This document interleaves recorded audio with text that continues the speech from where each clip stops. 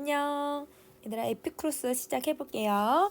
에피쿠로스 같은 경우는 에피쿠로스가 어떤 주장을 하고 있는지를 정리를 잘 해줘야 되는데, 이게 이제 기존에 있었던 어떤 이론과 비교를 할 수 있어야 돼요. 자, 한번 볼게요. 고대 그리스 시대의 사람들은 이라고 시작했어. 자, 신에 의해서 우주가 운행된다고 믿는 결정론적 세계관 속에서 신에 대한 두려움이나 신에 야기한다고 생각되는 자연재해나 천체 현상들에 대한 두려움을 떨치지 못했대요. 자, 그러면 어떤 이론이 나오고 있는 거냐면 결정론적 세계관에 대해서 얘기를 하는 거야. 자, 그러면 결정론적 세계관 같은 경우는 모든 이 자연 현상들, 모든 것들이 다 이 운명이 혹은 신이 다 결정을 해준다라고 생각을 하는 거예요. 그래서 신이 얘들아 이 야기한다고 생각되는 이 천체 이런 현상의 두려움 왜 이걸 떨치지를 못했냐면 모두 신에 의해서 결정되니까. 이렇게 생각해 주시면 돼요.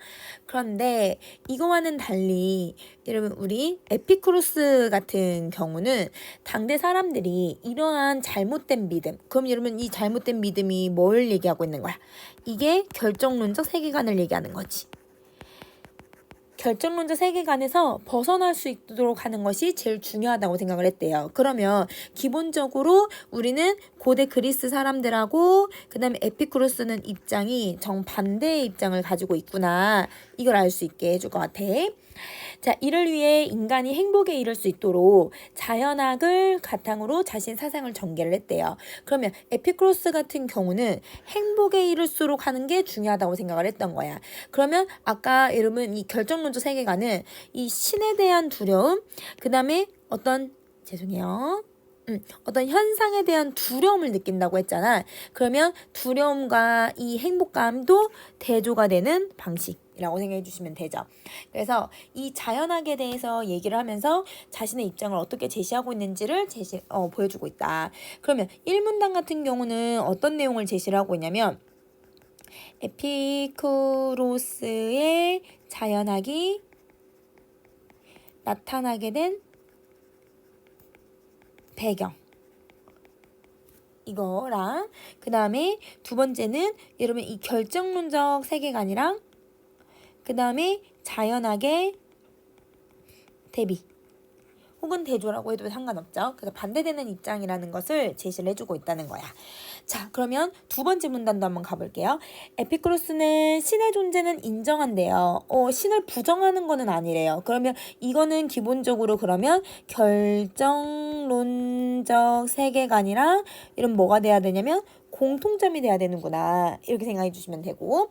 그런데 신의 존재 방식이 인간이 생각하는 것과는 다르다고 보았대요. 그러면 이거는 신의 존재 방식이 아까 인간의 대부분이 뭐라고 생각을 했냐면 결정론자들은 신이 무조건 인간을 다 결정해준다. 이렇게 생각을 했잖아요. 그래서 이거는 차이점이라는 거야.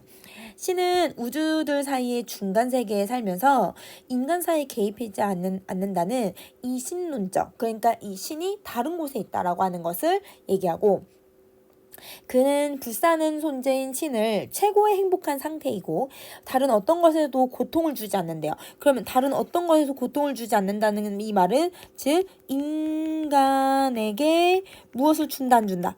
두려움을 주지 않는다. 그치? 이렇게 생각을 하는 거지. 모든 고통은 물론 분노와 호의와 같은 것으로부터 자유로워진다고 말을 하는 것이었다. 그러면 기본적으로 고통을 주지 않으니까 분노나 호의로부터도 자유로워진다고 얘기를 하는 거야. 근데 자, 이런 분노나 호의 같은 것은 어디에서 유발된다고 결정론자들은 생각을 했냐면 결정론자들은 이거는 이제 신에 의해서 발생된다고 생각을 했잖아요.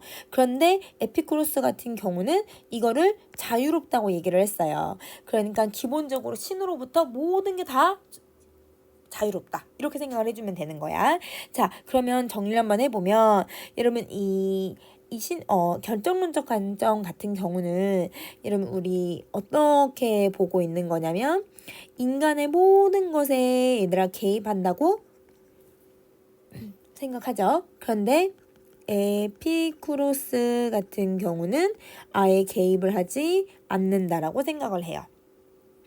자, 그래서 결론을 얘기하면 에피쿠로스 같은 경우는 어떤 걸 주장하게 되냐면 인간의 세계가 신에 의해서 결정되지 않고요. 왜냐면 결정을 해주지 않고 개입하지 않으니까 인간의 행복도 자율적인 존재인 인간에 의해서 완성이 되는 거지 신에 의해서 완성되는 건 아니다라고 생각을 한다는 거야. 자, 그럼 다시 그러면 결정론적 관점은 인간에 대해서 어떻게 생각하냐면 타율적인 존재. 누군가에 의해서 의존하거나 누군가에 의해서 다 결정이 되는 존재라고 생각을 한 거죠. 그래서 인간의 행복도 누가 결정을 하냐면 신이 결정해 주는 것. 이렇게 생각을 하는 거야. 그런데 에피쿠로스 같은 경우는 그렇지 않죠. 에피쿠로스는 인간이라고 하는 존재는 스스로 행동할 수 있고 스스로 생각할 수 있는 존재라고 생각을 해요. 왜냐면 신이 절대 개입할 수가 없으니까.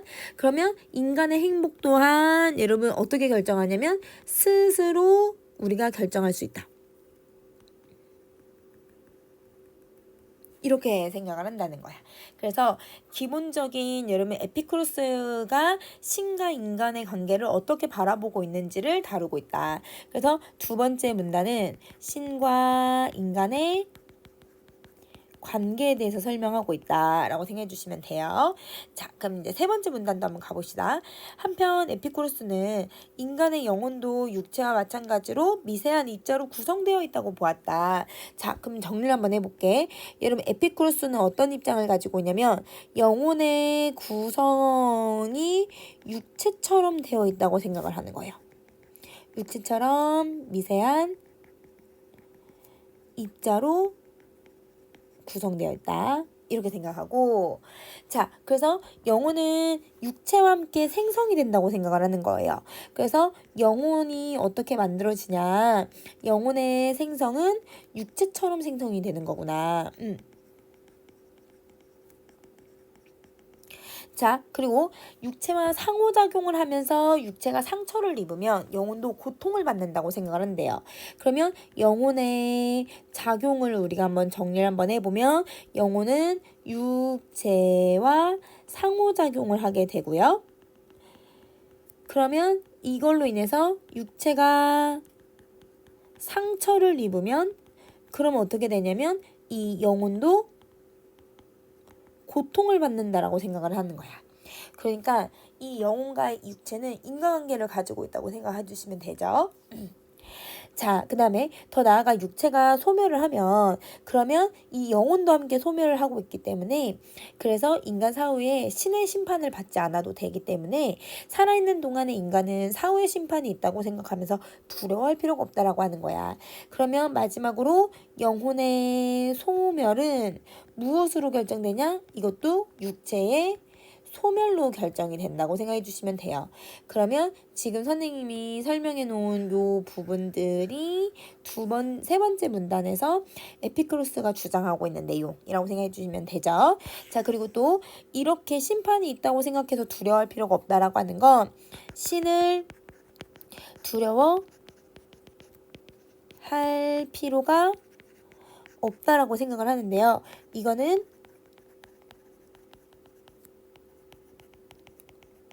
결정론적 관점과 차이점이 생길 수밖에 없다. 그래서 결정론적 관점 때문에 여러분 우리 1문단 한번 보면 1문단에서 어떤 걸 느꼈어 얘들아? 두려움을 계속 느꼈잖아. 그런데 여기서는 두려움을 느끼지 않는다. 두려워할 필요도 없다고 생각을 하는 거죠. 이런 생각은 인간으로 하여금 죽음에 대해서 모든 두려움에서 벗어날 수 있게끔 해주는 근거가 되는 거예요. 그럼 두려움에서 벗어나니까 인간은 행복해질 수 있는 존재라고 생각을 한다는 거죠. 자, 그러면 세 번째 문단 같은 경우는 인간의 영혼과 육체의 관계에 대해서 설명하고 있는 문단이다. 이렇게 정리해 주실게요. 자, 그러면 이제 네 번째 문단 갈게요. 에피쿠로스의 자연학은 우주와 인간의 세계에 대한 비결정론적인 이해를 가능하게 하고 있대요. 자, 왜 우주와 인간의 세계에 대해서 비결정론적인 이해를 가지고 있을까? 이는 원자의 운동에 관한 에피쿠로스의 설명에도 명확하게 드러난대요. 아, 이렇게 결정이 되어 있지 않은 것, 이게 무슨 말인가라고 생각을 했을 때 바로 이해를 여러분 해주셔도 되지만, 그게 어려우면 다음 문단들에서 구체적인 설명들이 나오니까 그 설명을 통해서 이해를 해주셔도 돼요. 우주와 인간의 세계에 대한 비결정론적인 이해라는 건 정해져 있지 않다라는 거야. 우리 계속 여러분 그 위에서 에피쿠로스 같은 경우는 결정되어 있지 않다라고 생각을 하고 있잖아. 그러니까 즉 누구랑 생각이 다르다라고 얘기하는 거냐면 결정론적 세계관과 대조되는 입장을 가지고 있는 거다. 이거는 우주와 인간 세상에도 적용이 될 수 있다는 걸 설명하고 있는 거예요. 자, 한번 볼게요. 그는 원자들이 수직 낙하 운동이라고 하는 법칙에서 벗어나기도 하고 비스듬하게 떨어지기도 하고 충돌해서 튕겨나가는 우연적인 운동을 한다는 거예요. 자, 그럼 보세요. 원자는 어떤 운동을 하고 있냐면 원자 운동은 두 가지 운동을 하고 있다는 거야. 이러면 이제 수직 낙하 운동이어서 규칙적으로 움직이는 것처럼 보이는 애랑 그 다음에 우연적인 운동도 같이 하고 있다는 거예요. 비스듬히 혹은 여러분 아니면 여러분 충돌해서 떨어져서 튕겨나가기도 하고 이런 다양한 운동들이 벌어질 수 있다고 생각을 하는 거죠. 그래서 이 우주는 이런 원자로 이루어져 있기 때문에 그래서 여러분 우주는 기본적으로 원자들의 성질로 이루어져 있는데요. 근데 여기서 이제 중요한 거는 이 원자들은 아까 어떤 운동을 한다고 했어? 규칙적인 운동도 있지만 비규칙적인, 즉 우연적인 운동들도 하고 있다라고 했잖아요. 그러니까 이 우주는 규칙적이지 않다라고 생각을 하는 거예요. 즉 얘는 규칙적이지 않고, 즉 필연적이지 않고, 그러니까 반드시 뭔가 이 무조건 정해져 있는 거. 그 다음에 결정적이지 않다라고 주장을 하는 거야. 그러면 기본적으로 결정론자들과는 다른 입장을 가지고 있다는 거죠. 자, 우주 역시 우연의 산물이라고 생각을 한다는 거예요. 그래서 우연적으로 나타나는 애들이니까 그래서 기본적으로 이 우주라고 하는 공간은 정해져 있지 않구나. 근데 이 우주에 여러분 누가 있다고 했냐면 신이 그 중간에 살고 있다고 얘기를 했잖아요. 그러니까 인간의 삶이나 이런 모든 것들이 신이 결정하는 것이 아니라 이 우주의 섭리에 따라서 우연적으로 만들어지고 있다는 거예요. 그래서 즉 우주와 인간 세계에 신의 관여는 없죠. 왜냐면 여러분 이 우주는 우연적으로 운동을 하고 있으니까 인간의 삶에도 신의 섭리는 찾아볼 수가 없다라고 얘기를 해요. 즉 우연적이기 때문에. 자, 에피쿠로스는 이러한 생각을 인간이 필연성에 얽매이지 않고 자신의 삶을 주체적으로 살아갈 수 있는 자유의지의 단초로 삼고 있다는 거예요. 단초라는 건 여러분 이렇게 밑바탕이 된다라는 뜻인 건데 이게 인간의 속성이라고 생각하는 거죠. 에피쿠로스가. 그래서 이 자유의지에 의해서 내가 노력에 의해서 내 어떤 선택에 의해서 모든 게 결정된다고 생각하는 거지 신이 결정해 주는 것은 아니다. 이렇게 생각을 하고 있다는 거야. 자, 그러면 넘어가서 우리 5번째 마지막 문단 볼게요. 에피쿠로스는 이를 토대로 자유로운 삶의 근본을 규명하고 인간의 궁극적인 행복을 이끄는 윤리학을 펼쳐나간다는 거예요. 이게 여러분 지금 에피쿠로스의 가장 기본 개념. 그래서 이 에피쿠로스의 윤리학의 기본 입장을 제시하고 있다. 결국 그는 인간이 신의 계획과 우주의 필연성, 사후세계의 두려움을 벗어날 수 있도록 주장을 했고 그 결과 이 의의가 있어요. 첫 번째, 자신의 삶을 자율적이고 주체적으로 살 수 있게 해주었고 두 번째, 쾌락주의적 윤리학을 바탕으로 행복을 추구할 수 있는 방안을 제시했다는 거야. 이게 의의 두 번째. 그러면 왜 여러분 쾌락주의적일까? 이 쾌락주의라고 하는 개념이 나온 이유는 뭐냐면 뭘 중요시 여기냐면 행복을 중요시 여기기 때문이에요. 그래서 행복을 중요시 여기기 때문에 이런 쾌락주의적인 윤리학을 제시할 수 있는 것이다 라고 생각해 주시면 됩니다. 자, 그러면 에피쿠로스는 인문 지문이잖아요. 그래서 기본적인 결정론적 세계관과 이 에피쿠로스의 입장을 비교하는 글이에요. 그래서 에피쿠로스만 기억하려고 하지 말고 결정론적인 세계관과 에피쿠로스의 어떤 차이점, 어떤 공통점, 그걸 통해서 에피쿠로스가 주장하고 있는 바가 구체적으로 무엇일지 이런 것들을 조금 더 자세하게 여러분이 봐주시면 좋겠어요. 그러면 우리 보강은 여기까지 진행을 하고 열심히 잘 들어줘서 고마워요. 안녕.